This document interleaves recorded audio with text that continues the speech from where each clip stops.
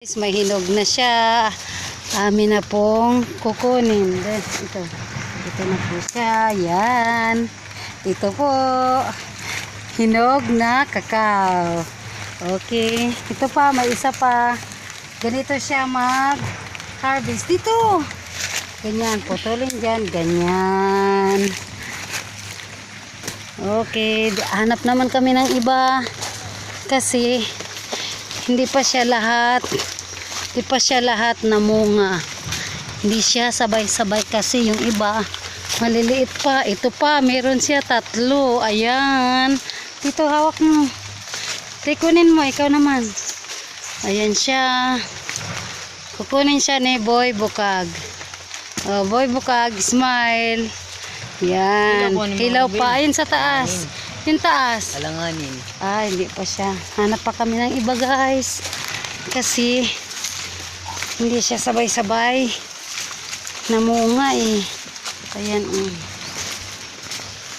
Kailangan mag-ikot pa kami ng mag-ikot kasi maliliit pa yung iba. Katulad nito, may bulok. Ang kailangan siyang gupitin. Yan. Yan. Marami pang maliliit. Kaya yun si Boy Bukag, may laman na yung bukag niya.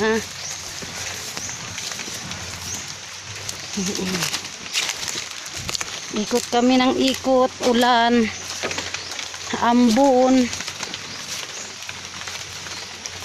Yun siya oh. Di pa siya lahat namunga. Marami pang walang maliliit ang bunga. Kaya naglilibot kami sa mga ilalim. Kasi wala kaming mahal. Yan, mga maliliit pa siya. Pero pa ilan-ilan mayroong mga hinog. Pag naipon siya, ang dami. Yan sila hindi pa nabalot. Kasi ulan. 1 linggo na ang ulan dito, guys. Kaya walang tigil ang ulan. Kaya yan ang putik. Ang hirap ng buhay sa bukid. Yan, ayan sila.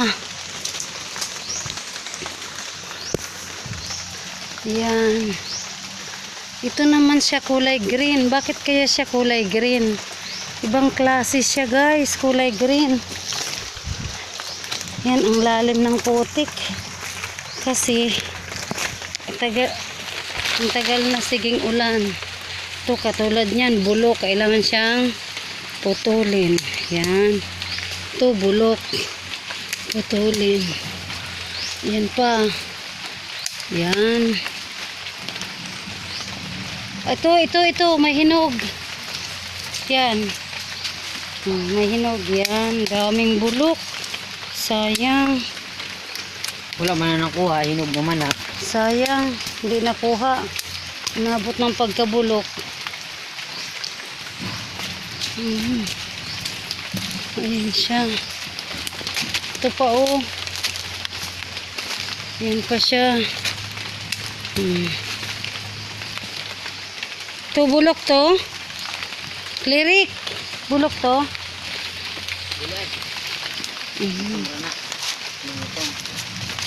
Doon pala ang maraming mag-pruning. Halika dito, Klirik, dali.